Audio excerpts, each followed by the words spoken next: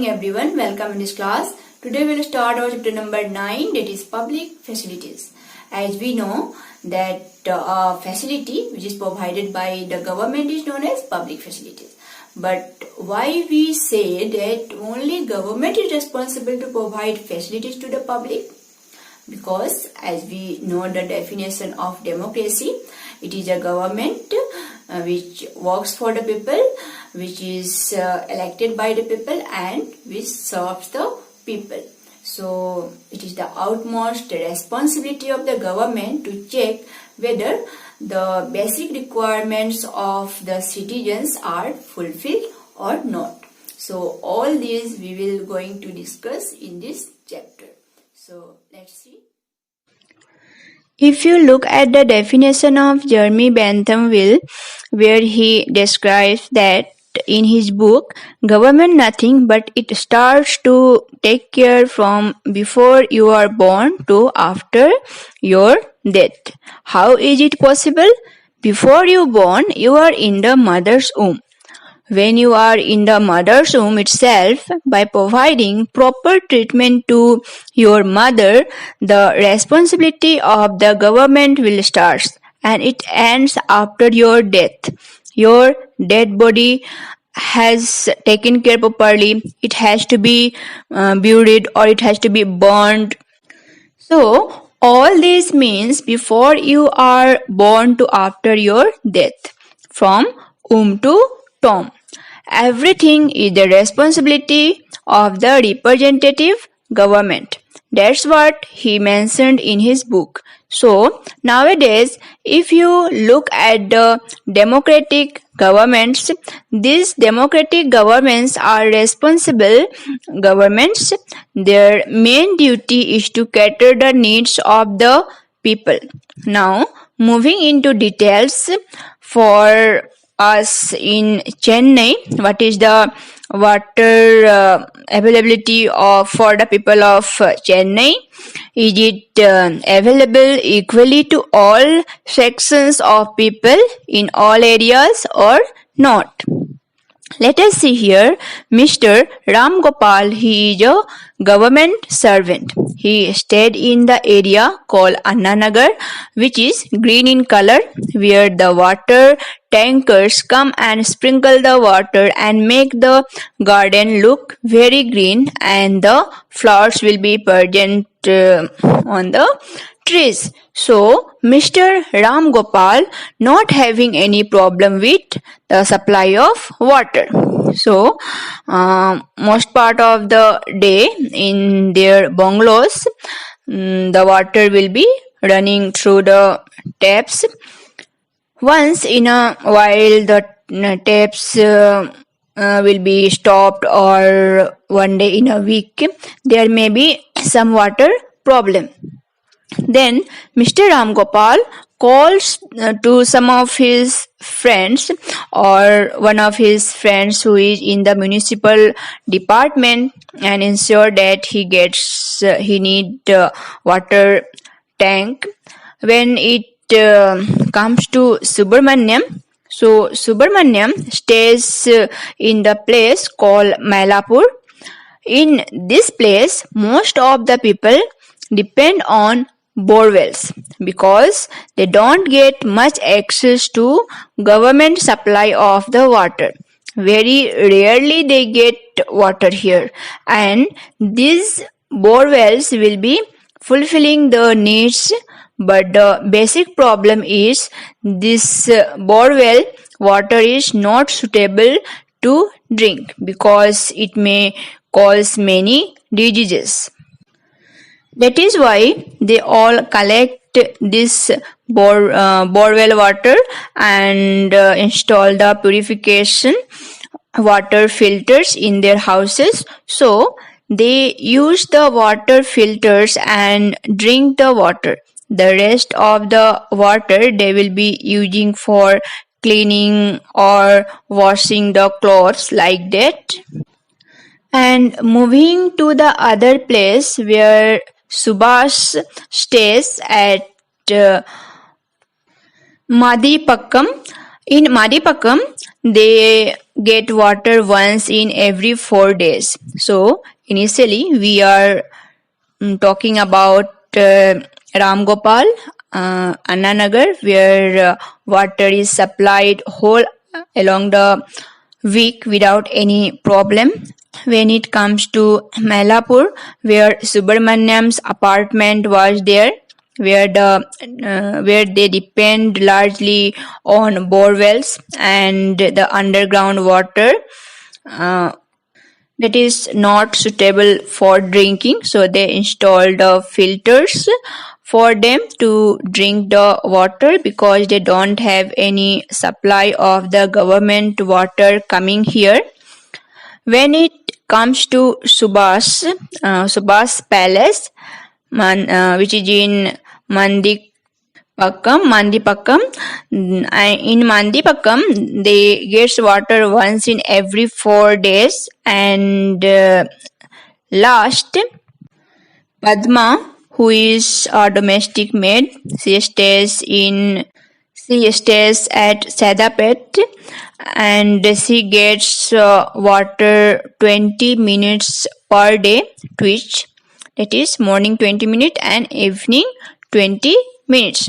They does not have their own taps, as she is a domestic maid, so she is getting salary of 650 around, and she will be staying in the out of the city area and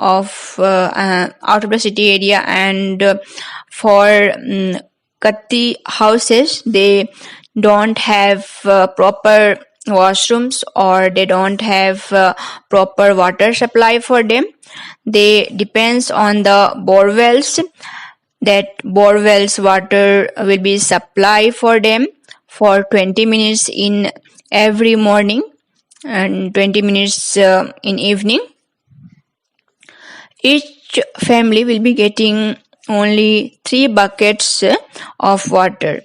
There are nearly 30 families who depends on the water which is brought here. So like this is the availability of the water in the city of Chennai. What as a fundamental right, if you look what is the necessity for us to have water.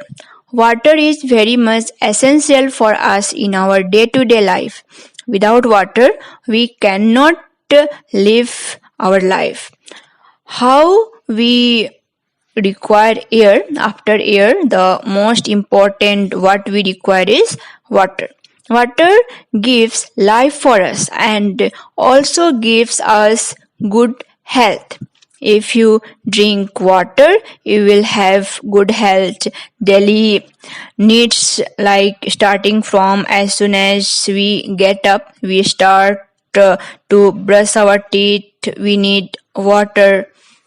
So, for our physical needs and our household requirements, for washing the utensils, for cooking, everything, washing clothes, cleaning of the houses, cleaning of everything, we need water. And after fulfilling our daily needs, if you have good access of water, that is, if you are able to good water, if you are able to get good water which is not having any contaminated diseases, then you can prevent water related diseases like diarrhea, cholera, dysentery, etc. There are people who die because of the infections which they get due to these diseases, like 1600 people in our country, especially the children less than 5 years of age, are passing every day. That is really very high number due to lack of proper drinking water for them. They are affected with dysentery, diarrhea. So all these diseases can be prevented if they are having access to good or safe water to them. If they are being access to pure drinking water, this 1600 people's life can be saved. And moving on to Article 21, as per the constitutional clause, right to lives is Article 21's main theme here. According to this article, right to lives guarantees for us live to live comfortably. So according to this, what is the basic requirement for us to live? That is water. Water should we have universal access. We should have free hand to use the water. And in 2007 also the Supreme Court as well as the Andhra Pradesh state has restated the same thing, stating that water is the most important element in every human's lives, where we need water sufficiently. When a letter was written to Andhra Pradesh High Court by Mehboob villagers stating that the textile industries have been draining out the pollutants into the drinking water river and spoiling the entire drinking water, and with this they are getting various diseases. Immediately the court responded and gave order to the district collector of Mehboob Nagar, stating that every villager should get at least 25 liters of water per day. This water has to be supplied on the responsibility of the government, and collector has to make sure that this water reaches to the people. Like this, the constitution as well as the court have upheld the right of the citizens to have access to water. In our country, the importance is not much known. One is those who know the importance of water, having access to good supply of water. Those who are rich are in the capacity to buy the water if necessary, or influential to get the water. But when it come to the poverty or below poverty line people, it is very very difficult for them to get access to drinking water. So like this, this is the right now situation of our country. We need to ensure that water is supplied sufficiently to all the people, then we can easily prevent the death of nearly 1600 people, especially children less than 5 years of age who are not able to get access to pure drinking water. If you provide good drinking water for them, these many people do not die. These are the only data, but we don't know how many people are really suffering. Not only children, the old age people, any age we need good supply of water. Generally we can lead a healthy life, otherwise we will be infected by the diseases like cholera, diarrhea, dysentery and something. We may lose our lives also. Sometimes we may lose life because of all these waterborne diseases. Now, let us discuss about public facilities. As we are discussing, wholly as the title of the lesson itself state that we are discussing about the public facilities. The facilities which are once provided to the society can be utilized by any people, which will be taken care by government. Once, if you establish a school, it can be established by any individual with the motto of giving education to the children of the society. After certain years, government takes the responsibility of running the school and ensures that the school runs effectively and efficiently for the many centuries. Like this, stating anything and making it reachable to huge number of people to get access is known as public facilities. It's not only water that we consider as a public facility. All the basic requirements come under the category of public facilities like electricity, public transport, schools and colleges. When we talk about electricity, once the electricity is installed, once the electric poles were laid on the road, the wires were pulled, the electricity connection has been given to that wires which are running through that poles, and the connections are given to each and every households. Can you use the electricity for running a fan? Do you do some water supply to your fields through motors to dig the water from water borewell, or to supply water to the fields? Like this, various other activities can be done with electricity.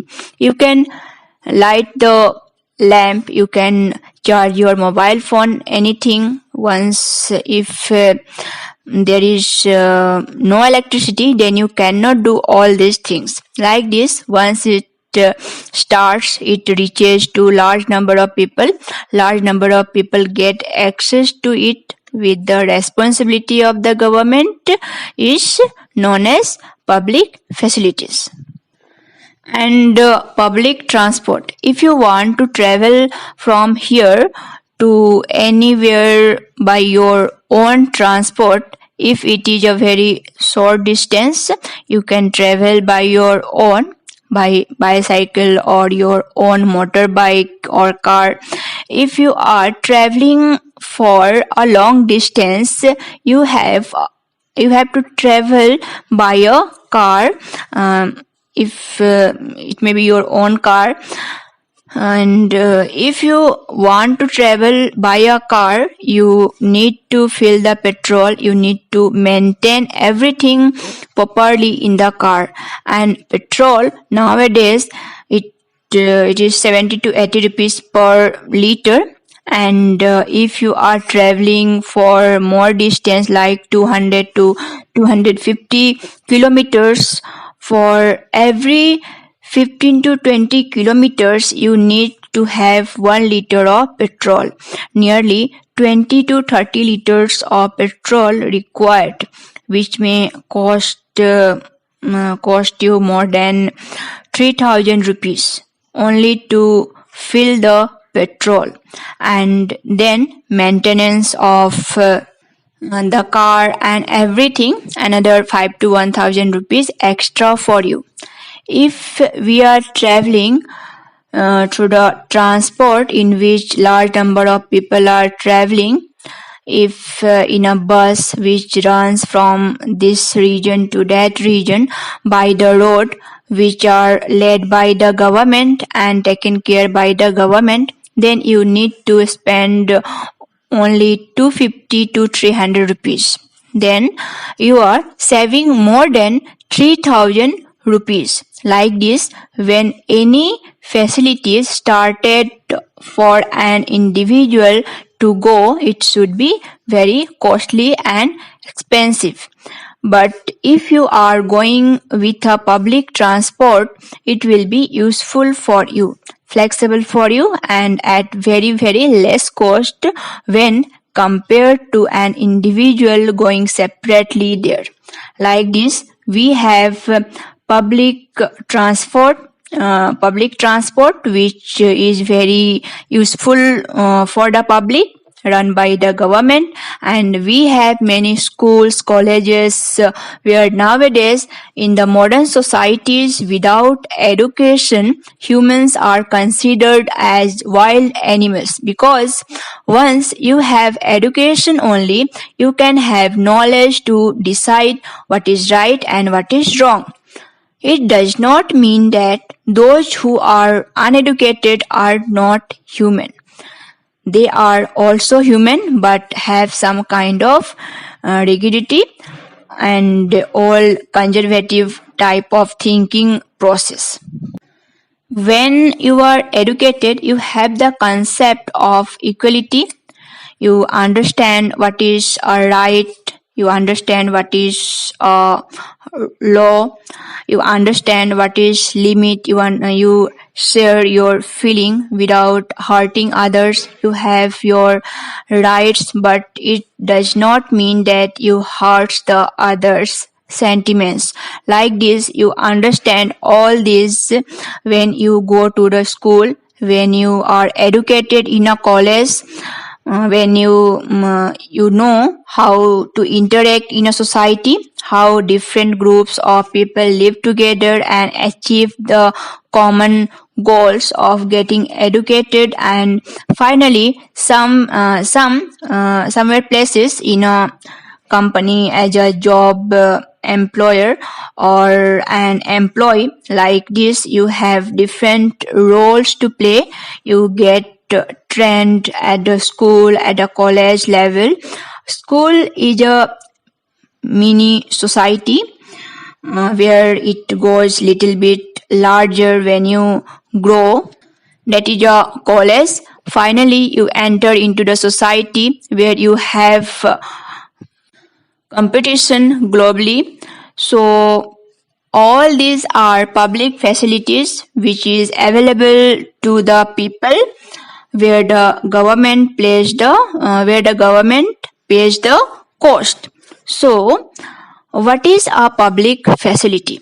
Public facility is something once if you started, it benefits to large number of people. For example, at a place where there is no drinking water, you go there, dig your borewell and lay a tap there and get ensure that supply of 24 hours of water there. You initially started only one, you started, but it will be benefited to thousands and thousands of people. So you are serving not the interest of one group or one family, but you are serving the thousands of people.